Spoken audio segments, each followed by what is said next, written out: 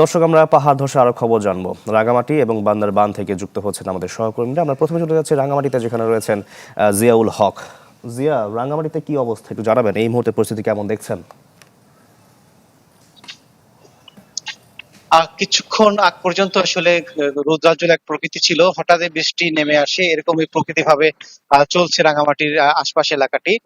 রাঙামাটির যে এখন পর্যন্ত যেটি পাহাড় ধসের সংখ্যা, সেটি আসলে অনেকাংশে কমে এসেছে, কারণ গত কয়েকদিনে যে টানা বর্ষণ ছিল, যে বর্ষণের যে পাহাড়ের যে ঝুঁকিতে বসবাসকারী রয়েছে তাদের আসলে অনেকে আশ্রয় কেন্দ্রে নিয়ে আসতে সক্ষম হয়েছে প্রশাসন। তবে যে পাহাড়ের পাদদেশে যারা ইতিমধ্যে আশ্রয় কেন্দ্র আছেন, সবচেয়ে বেশি এখন যেটি দেখা যাচ্ছে বন্যা কবলিত এলাকা, যে বাগাইছড়ির যে নিম্নাঞ্চল, সেটি আসলে প্লাবিত হয়েছে, যার ফলে যে প্রায় সেখানে প্রায় ৩০টি গ্রামের প্রায় ৩,৫০০ মানুষ ইতিমধ্যে আশ্রয় কেন্দ্রে অবস্থান নিয়েছে। এই সংখ্যা আরো বাড়তে পারে বলে উপজেলা প্রশাসন আমাদের জানিয়েছে। তবে গতকাল এবং আজ পর্যন্ত সেভাবে ভারী বর্ষণ না হওয়াতে পানি এখন পর্যন্ত আর বাড়েনি, স্থির অবস্থায় রয়েছে। তবে বৃষ্টি বাড়লে আসলে এই পানি বা নিম্নাঞ্চল প্লাবিত হওয়ার সংখ্যা আরো বাড়তে পারে। রাঙামাটির বাগাইছড়ি ছাড়াও বিলাইছড়ি, বরকল এবং জোড়াইছড়ির কিছু অংশ প্লাবিত হতে শুরু করেছে নতুন করে। ফারুয়ার গ্রামগুলো এখনো ডুবে আছে, সেখানে গ্রামের এখন দুর্গমতার কারণে সেখানে মোবাইল নেটওয়ার্ক নেই, যোগাযোগ আসলে বিচ্ছিন্ন। সেই তথ্যগুলো আসলে আমরা পুরোপুরি দর্শকদের জানাতে পারছি না।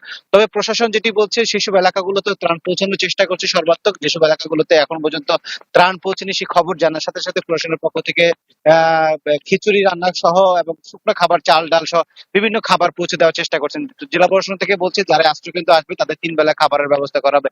তবে বাগাইছড়িতে এখন পর্যন্ত আমরা কিছু কিছু এলাকায় এখন পর্যন্ত ত্রাণ না পৌঁছানোর অভিযোগ পেয়েছি। তবে প্রশাসন বলছে আসলে দুর্গমতা এবং এত বিস্তৃত এলাকা আসলে ডুবে গেছে, যার ফলে সব জায়গায় এখনো পর্যন্ত পৌঁছানো সম্ভব হয়নি।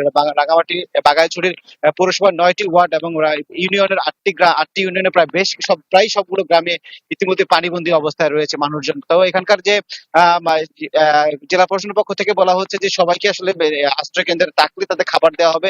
এছাড়া রাঙামাটির আমরা সংসদ সদস্যকেও দেখেছি, তিনি বিভিন্ন আশ্রয় কেন্দ্রে ঘুরে যাচ্ছেন এবং স্বেচ্ছাসেবী সংগঠনরা বিভিন্ন আশ্রয় কেন্দ্রে গিয়ে খাবার সহ বিভিন্ন সামগ্রীগুলো দিচ্ছেন। এছাড়াও সিভিল সার্জনের পক্ষ থেকে আশ্রয় কেন্দ্রে যারা অবস্থান করছেন তাদের চিকিৎসা সেবা দেওয়ার কথা জানিয়েছেন। এছাড়া নতুন করে যদি বৃষ্টি না হয় তাহলে আসলে পানি আস্তে আস্তে নামতে থাকবে, এবং যদি এভাবে বৃষ্টি না হয় তাহলে আসলে বন্যা যে কবলিত অঞ্চলগুলো রয়েছে সেগুলো ধীরে ধীরে আসলে বন্যা পানি কমে গিয়ে মানুষজন আশ্রয় কেন্দ্র থেকে বাড়ি ফিরতে পারে বলে ধারণা করা হচ্ছে। এই ছিল রাঙামাটি থেকে আমার কাছে সবশেষ। জি, ধন্যবাদ আপনাকে।